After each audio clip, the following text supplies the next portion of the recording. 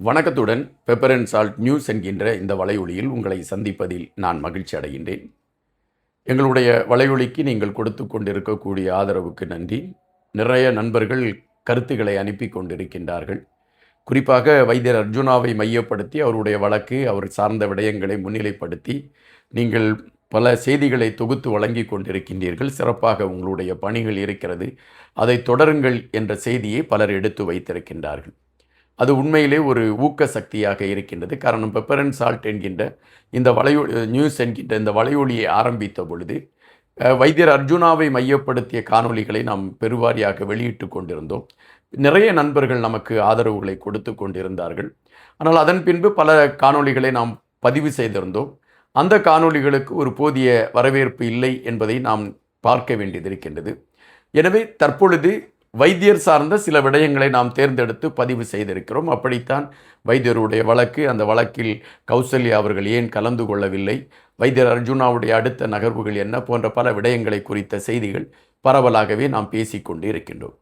தற்பொழுது வைத்தியர் அர்ஜுனா அவர்கள் நெடுந்தீவிற்கு சென்றிருக்கக்கூடிய விடயங்களும், அங்கு அவர் அரசியல் ரீதியாக எடுத்திருக்கக்கூடிய சில நகர்வுகளை மையப்படுத்திய தகவல்களும் தமிழர் தாயகத்தில் ஒரு உன்னிப்பாக கவனிக்கக்கூடிய ஒரு செய்தியாக மாறி இருக்கிறது என்பதில் மாற்று கருத்தல்ல. அது உங்களுக்கே தெரிந்திருக்கும். கண்டிப்பாக அந்த செய்திகளை மையப்படுத்திய தகவல்கள் எல்லாமே நீங்கள் பெற்றிருப்பீர்கள். இதை குறித்த செய்திகளை நாம் இன்னும் பல விடயங்களில் மிக தெளிவாக பார்ப்பதற்கான ஒரு களத்தை எடுக்கலாம். தற்பொழுது தமிழகத்தில் நடைபெற்று கொண்டிருக்கக்கூடிய தேர்தலை மையப்படுத்தி இப்பொழுது என்ன நடைபெற வேண்டும் என்பதை முன்னிலைப்படுத்தி வைத்தியர் அர்ஜுனா எடுத்து வைத்திருக்கக்கூடிய சில கருத்துக்களை இந்த காணொலியில் நான் எடுத்து வைக்கலாம் என்று நான் நினைக்கின்றேன். முதலில் இந்த மாதத்தை குறித்து நாம் அனைவருமே அறிந்து கொள்ள வேண்டிய இருக்கின்றன. காரணம், நம்முடைய இனம் ஒட்டுமொத்தமாக அழிக்கப்பட்டது இந்த மாதத்தில்தான். எனவே எல்லோருடைய மனதிலும் அது ஒரு பெரிய வலியாக இருக்கிறது.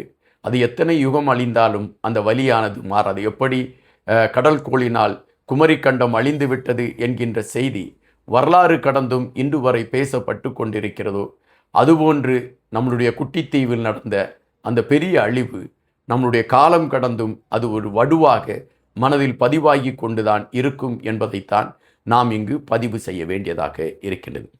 இப்பொழுது தமிழக அரசியல் களத்தை பொறுத்தமட்டில் என்ன நடக்கிறது என்பது இங்கு பிரதான களம் அல்ல. ஆனால் தலைவரை மையப்படுத்தி நாங்கள்தான் அடுத்த தலைவர் என்பதை முன்னிலைப்படுத்தி சிலர் எடுத்து கொண்டிருக்கக்கூடிய நகர்வுகளை மிக கடுமையாக சாடி வைத்தியர் அர்ஜுனா எடுத்து வைத்திருக்கக்கூடிய சில கருத்துக்களைத்தான் நான் என்னுடைய பாணியில் அவைகளை உங்கள் முன்னால் எடுத்து வைக்கின்றேன். தற்பொழுது பரபரப்பாக ஒரு எல்லோருக்கும் ஒரு நோய் இப்பொழுது பற்றி கொண்டிருக்கின்றது. அந்த நோய் என்னவென்றால், அதாவது 2009ஆம் ஆண்டு இயக்கத்தை சார்ந்தவர்கள் தோல்வியை சந்தித்து விட்டார்கள். ஆனால் இப்பொழுது நாங்கள் வந்திருக்கின்றோம். நாங்கள் அந்த களத்தில் இருந்திருந்தால் அப்படி ஒரு தோல்வி நடந்திருக்கிறாது. நாங்கள் இப்பொழுது வந்திருக்கின்றோம். அந்த தோற்ற இயக்கத்தை கையில் எடுத்துக்கொண்டு அதை மக்கள் மன்றத்திலே நாங்கள் கொண்டு செல்வதற்காக வந்திருக்கிறோம் என்ற ஒரு பதிவு பரவலாகவே பேசப்படுகிறது. அதுவும் குறிப்பாக தமிழக அரசியல் களத்தில் இந்த விடயம் மிக மிக பரபரப்பாக பேசப்படுகிறது. அப்படி பேசுவது யார் என்பதை மையப்படுத்தி தான் வைத்தியர் அர்ஜுனா அந்த காணொலியில் பேசியிருக்கிறார். அவர் வெளியிட்டு இருக்கக்கூடிய காணொலியில் அவர் குறிப்பிட்டிருக்கக்கூடிய விடயங்களை மையப்படுத்தி தான் நான் இந்த கருத்துக்களை பேசுகின்றேன். இந்த உலகத்தில் ஒரே ஒரு தலைவர் தான் இருக்க முடியும். அந்த தலைவரை தாண்டி 2ஆம் தலைவர், 3ஆம் தலைவர், 4ஆம் தலைவர் என்றெல்லாம் சொல்ல முடியாது. காரணம், எங்களுடைய தலைவர் தன்னுடைய உயிர், உடல் அனைத்தையுமே அந்த களத்திற்காக இழந்தவர். எனவே அவரை தாண்டி ஒருவரும் அப்படி இல்லை.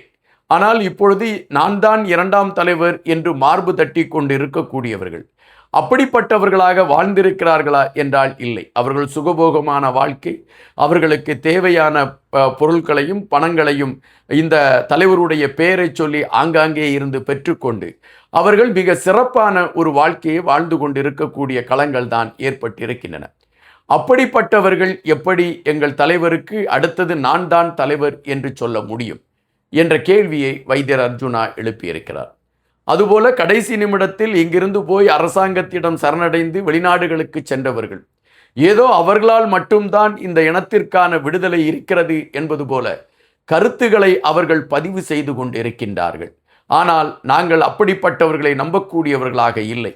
அழிவே எங்களுக்கு வருவதாக இருந்தாலும் எம் இனத்திற்கான களத்தில் நாங்கள் தெளிவாக நிற்கிறோம். இப்பொழுது உள்ள சூழலில் அரசியல் ரீதியான நகர்வுகள் மட்டும்தான் சரிப்படும். அரசியல் ரீதியான நகர்வுகளை கையில் எடுத்துக்கொண்டு எம் இனத்திற்கான மாற்றத்தை முன்னிலைப்படுத்தி கொண்டு பயணிப்பதற்கான ஒரு களத்தை நோக்கி நாங்கள் விரைந்து கொண்டிருக்கின்றோம். அப்படி விரைந்து கொண்டிருக்கக்கூடிய எங்களுக்கு ஒரே வழிகாட்டி, ஒரே தலைவன், எங்களுடைய தலைவன் மட்டும்தான். மற்றவர்கள் எவரையுமே நாங்கள் கணக்கில் எடுக்கவில்லை. ஆனால் அவரவர்கள் வந்து நாங்கள் தான் தலைவர், நாங்கள் தான் தலைவர் என்று சொல்லக்கூடிய விடயத்தை நினைக்கின்ற பொழுது எங்களுக்கு பெரும் வேதனையாக இருக்கின்றது. அந்த தலைவனின் கால் தூசுக்கு கூட சமமாகாதவர்கள் இன்று நாங்கள் தான் இரண்டாம் தலைவர் என்று கருத்துக்களை பதிவிடக்கூடிய விடயம் உண்மையிலே நெஞ்சை கணக்க வைக்கிறது என்று வைத்தியர் அர்ஜுனா அவர்கள் கொதித்து போய் பேசியிருக்கிறார். அதிலும் குறிப்பாக தமிழகத்தில் இருக்கக்கூடிய நாம் தமிழர் இயக்கத்தின் ஒருங்கிணைப்பாளர் சீமான் அவர்களை மிக கடுமையாக விமர்சித்திருக்கிறார் வைத்தியர் அர்ஜுனா. அவர் என்ன குறிப்பிட்டிருக்கின்றார்? எனக்கும் நாம் தமிழர் இயக்கத்தின் ஒருங்கிணைப்பாளர் சீமானுக்கும் எந்தவிதமான தனிப்பட்ட கருத்துகள் மோதல்கள் இல்லை. ஆனால் சீமான் அவர்கள் செய்யக்கூடிய விடயங்கள் எங்கள் இனத்தை உண்மையிலே எங்கள் இனத்தை இழிவுபடுத்தக்கூடிய களமாக இருக்கிறது. எனவே அதை குறித்து கேட்க வேண்டிய ஒரு கட்டாயம் இருக்கக்கூடிய காரணத்தினால் அது சார்ந்த கருத்துக்களை நாங்கள் பதிவிட்டு கொண்டு இருக்கிறோமே தவிர சீமானுக்கு எதிரான கருத்துகள் என்று இவைகளை நீங்கள் பார்க்கக்கூடாது. அவர் பல மேடைகளில் பேசுகின்ற பொழுது தெளிவாக எடுத்து வைக்கின்றார். குறிப்பாக தமிழர் தாயகத்தில் இவர்கள் நடத்திய போராட்டம் தோல்வியை தழுவிவிட்டது. அந்த தோல்வியை தழுவிய போராட்டத்தை நடத்தியவர்கள் மத்தியில் இருந்து அந்த இயக்கத்தை எடுத்துக்கொண்டு அந்த மக்களுக்கான களத்தை எடுத்துக்கொண்டு ஒரு புது தலைவராக நான் உருவாகி இருக்கிறேன் என்று அவர் கருத்துக்களை பதிவிடுகின்றது எங்களால் ஏற்றுக்கொள்ள முடியவில்லை என்ற கருத்தை அவர் பதிவிட்டிருக்கிறார். அதுபோல ஒரு ஒட்டுமொத்தமாக தலைவருடைய செயல்பாடுகள் அனைத்தையுமே குறைத்து மதிப்பிட்டு தலைவரை விட தான் உயர்ந்தவர் என்கின்ற ரீதியில் கருத்துக்களை பதிவிடக்கூடிய களங்களை சீமான் அவர்கள் எடுத்து கொண்டிருக்கின்றார். அந்த சீமான் அவர்களை ஒருபோதும் ஏற்றுக்கொள்வதில் எனக்கு உடன்பாடு இல்லை என்று வைத்தியர் அர்ஜுனா அவர்கள் எடுத்து வைத்திருக்கிறார்.